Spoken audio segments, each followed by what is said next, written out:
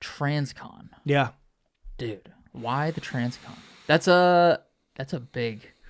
How many miles is it? 3,000 something? 3,100, give or take. 26 wasn't enough for you? Nope. Nope.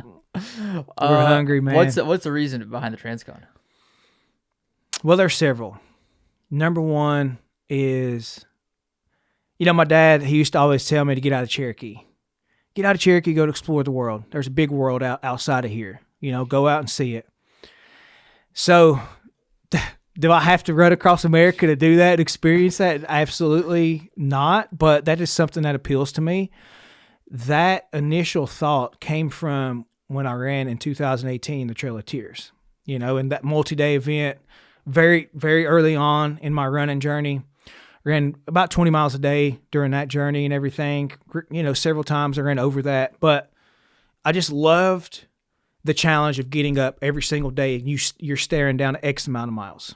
Like, how are you going to get there, right?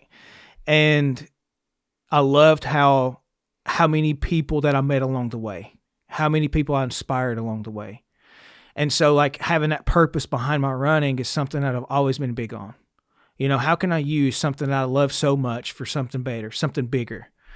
And that's what Transcon's about, is finding – I was thinking about this the other day. This is an endurance event disguised as a spiritual odyssey. Like, going out, for me, dude, I want to go out and I want to experience God and nature and creation on a much larger scale. I want to see what my body's truly capable of. I want to see what my mind's truly capable of. Getting up and running 62 miles every day. Like, can I do that? And that's a number that I'm set on. I feel like that's really going to push my limits. And, using my running to support my charity or nonprofit, RezHOPE Recovery and Consulting. And the guys that we get to serve on a daily basis, my wife, Caitlin, she's the executive director. I'm the founder of the nonprofit and everything, but we've got 7 guys at home. Last time we were out here, we were just talking about getting it up and running. Yeah. We were close, but we hadn't got any residents in our house yet. Now we've got 7 residents. That's epic. And they're living there, communal living. Most of them are working, reconnecting with their families. They're working out twice a week, doing our Addict to Athlete program, getting healthier. We've had guys who are diabetic come off their insulin, lose 20, 30 pounds, getting reconnected with their family who hadn't spoken to in years. And I was thinking to myself, like, how can I use what I love so much for a bigger purpose? I want to push myself, but I also want to change lives of the people in my community. And I want them to see that I don't want them to live a life of mediocrity. Go out and chase your freaking dreams, man. Go out and build something, start a business, do something incredible with your life. Because coming from what we came from, like, how do we give God a return on his investment whenever we've been spared and so many other people lost their lives? Like, we get a second chance. We get this new lease on life. Let's freaking do something with it. And so me doing this transcontinental run is a way for me to inspire the men and also give back to RezHOPE. Dude, I love that. Holy shit. That's sick. You guys have 7 people living in there now. Yeah, we're almost at capacity. We had one guy the other day, Jeremy, who had served a year in county jail. His lawyer calls us. And his lawyer's like, hey, just calling to let you guys know, this guy, Matt, I'm giving you a shout out. The guys are going to love seeing this, dude. They think it's so wild that I get to podcast and travel and everything. But Matt's attorney called. And he was like, he's got some violent charges. Like, he assaulted a police officer. Like, yeah, it's crazy. Hopefully he doesn't mind you saying all this. Dude, it's public information. Okay. But yeah, and Caitlin and I, we were like, oh my God, like, dude, what's this guy going to be like? And so we called one of our board members who works at the jail, and he was like, look, it's the attorney's job to talk about the precautions and his charges and everything. He's like, it's our job to show grace and mercy and give people a second chance because we all needed it. And I'm like, that's all we needed to hear. Like, bring him in. And he's the most gentle, grateful, one of the most grateful people I've ever met, dude. so respectful. We took him out to dinner for the first time in a year that he got to eat at a restaurant. And sitting down and just watching his face light up. We went to a Mexican restaurant. Nothing special. But seeing moments like that, that's why I'm running. Like whenever I'm having those hard days, remembering those men and how their lives are changing, that's what's going to keep me pushing.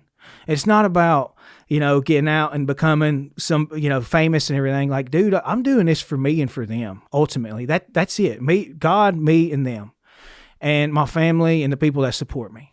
And dude, that's why I want to do it, man. That's so cool. That's got to be one of the most inspirational things for somebody in that position now, is like, because you were in that position, they can relate so closely because you were literally where they're standing, 10 years ago, 15 years ago. Yeah, eight years ago, dude. That's so wild. And now you're here now. Yeah. Doing all this cool shit. And I always appreciate you, man, allowing me to come on and talk about something I'm so passionate about, sharing my story, and, hopefully, changing lives, man. 62 miles a day, 100K.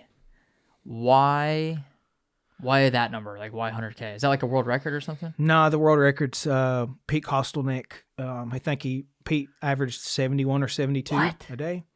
Yeah. That's nuts. How many days would that take? I guess you could do the math. 48 or something. Damn. No, less than that. 43. That's crazy. If you do 62 a day every day, about 50 days. 50 days. Yeah. Almost 2 months. Yeah. Of 100K a day. Yep. Damn.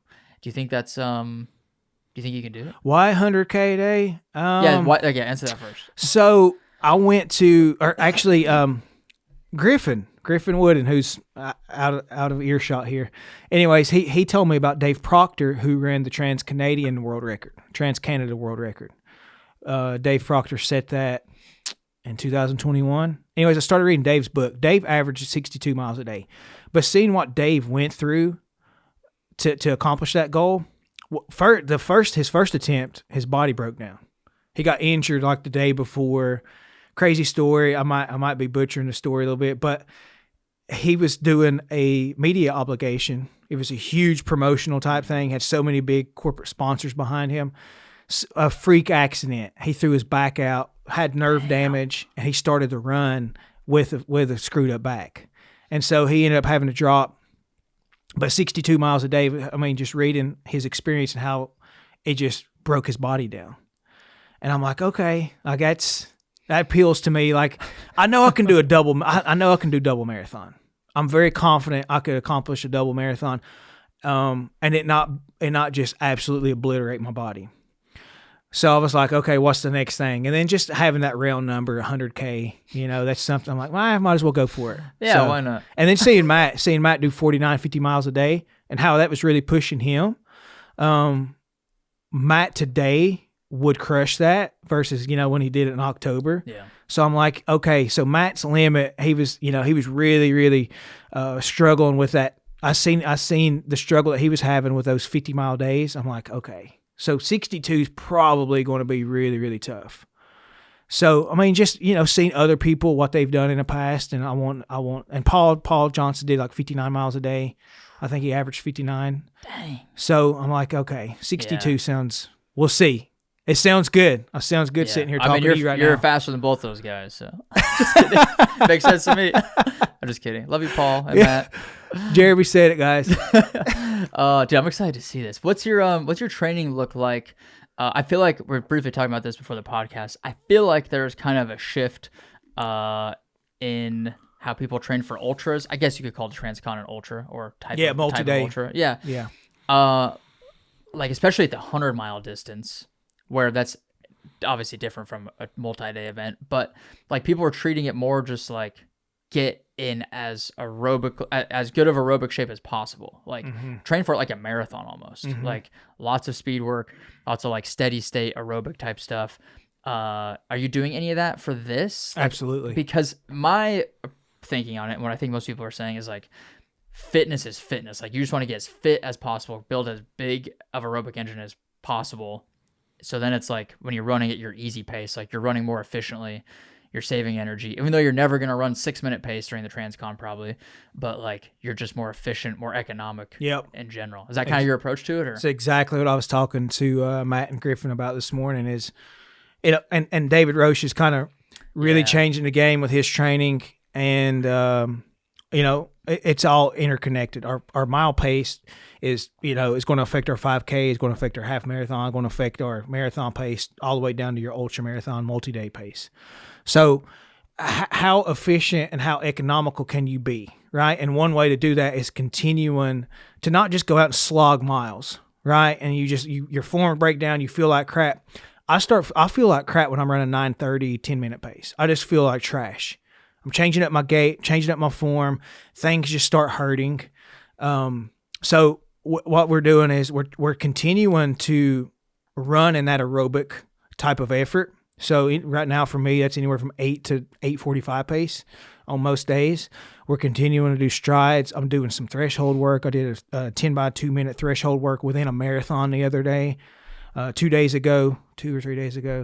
And just continuing to keep some cadence work within there. Trying to stay super efficient under sub 9-minute pace. That way that feels smooth out there, Dude. Okay. So what's like a typical week of training look like now? Cause you're ripping like marathons every other day. Yeah. I'm trying to do multiple marathons a week and then hiking in the afternoon, because I still want to continue to not only remain efficient, right, and keep that cadence and leg turnover at a high rate and that running economy at a high rate, but also just working those hiking muscles and time on feet. So I want to continue to do that type of work. But so I after Indy, took a down week, and then we started ramping back up. Build up to 125 miles as of last week. Because of the travel week, I'm going to have a big down week. I'll probably hit like 60 miles or 70 miles this week. But then next week, and then the next 5 weeks is going to be kind of where I'm peaking. Hopefully, we're going to be sitting around like 150.